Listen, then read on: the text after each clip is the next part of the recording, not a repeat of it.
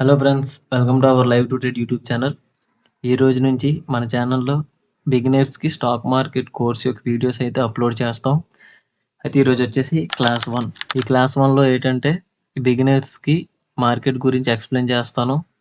అలాగే ఒక కంపెనీ ఏ విధంగా లిస్ట్ అవుతుంది, ఒకవేళ లిస్ట్ అవ్వాలంటే ఎవరు పర్మిషన్ తీసుకోవాలి, పర్మిషన్ తీసుకున్న తర్వాత లిస్ట్ అవ్వాలి అంటే ఎందులో లిస్ట్ అవ్వాలి, లిస్ట్ అయిన తర్వాత మనం షేర్స్ కొంటాం కదా, ఆ షేర్స్ ఎవరి దగ్గర ఉంటాయి అనేవి కూడా ఎక్స్ప్లెయిన్ చేసుకుందాం. అయితే ఇవన్నీ తెలుసుకోవాలనుకుంటే దీనికి ముందు మనం కొన్ని పాయింట్స్ తెలుసుకోవాలి. అవి ఏంటంటే సెబీ అంటే ఏంటి, ఎన్ఎస్సి అంటే ఏంటి, బిఎస్సి అంటే ఏంటి, సిడిఎస్ఎల్ అంటే ఏంటి, ఎన్ఎస్డిఎల్ అంటే ఏంటి, వీటి గురించి తెలుసుకుందాం. ఇక్కడ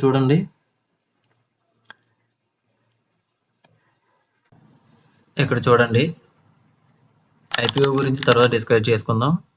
ఫస్ట్ సెబీ గురించి అయితే డిస్కస్ చేసుకుందాం. ఇక్కడ SEBI, securities exchange board of India, ఇది ఏం చేస్తుందంటే మన ఇండియన్ మార్కెట్లో ఎటువంటి తప్పు జరగకుండా ఈ యొక్క సెబీ అనేది చూస్తుంది అన్నమాట. అలాగే ఏదైనా ఒక కంపెనీ లిస్ట్ అవ్వాలన్నా, అంటే మనకి 2 ఎక్స్చేంజెస్ ఉంటాయి, ఆ 2 ఎక్స్చేంజెస్లో లిస్ట్ అవ్వాలన్నా సెబీ యొక్క పర్మిషన్ ఉండాలి. అప్పుడు మాత్రమే ఆ యొక్క కంపెనీ అనేది లిస్ట్ అవుతుంది. అలాగే మన ఇండియాలో 2 ఎక్స్చేంజెస్ ఉన్నాయి, ఒకటి Mumbai stock exchange, national stock exchange.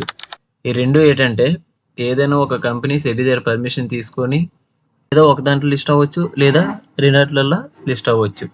బిఎస్సిలో, ఎన్ఎస్సిలో list అయిన కంపెనీలు మనం ఏం చేస్తామంటే కొంటాం, అంటే అందులో ఉన్న షేర్స్ని కొంటాం.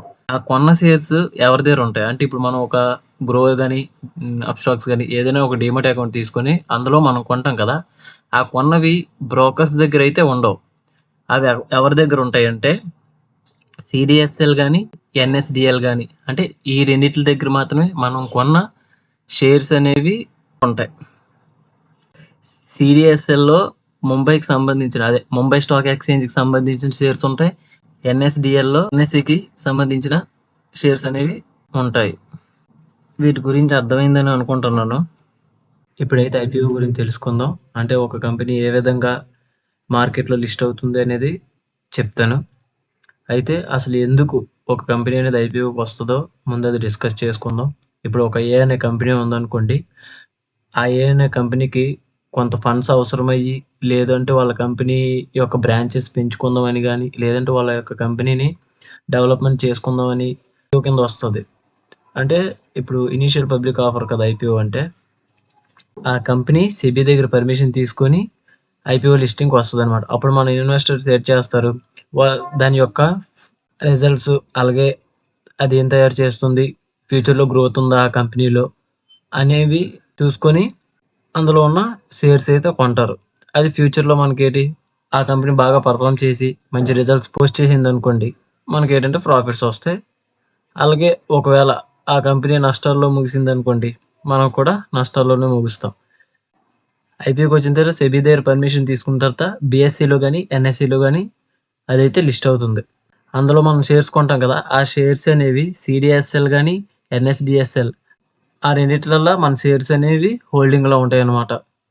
ఓకే, మీకైతే అర్థమైంది అనుకుంటాను. రేపటి నుంచి అయితే మనం టెక్నికల్ అనాలిసిస్ అయితే స్టార్ట్ చేయబోతున్నాం. మార్కెట్ గురించి డిస్కస్ చేసుకొని అందులో ఎన్ని టైప్స్ ఉన్నాయి, అలాగే ట్రేడింగ్ వ్యూ యొక్క టూల్స్ డెమో కూడా ఇస్తాను.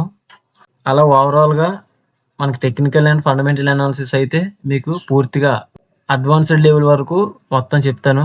ఈ యొక్క వీడియో మీకు నచ్చినట్టయితే లైక్ చేసి, సబ్స్క్రైబ్ చేసి, షేర్ చేయండి.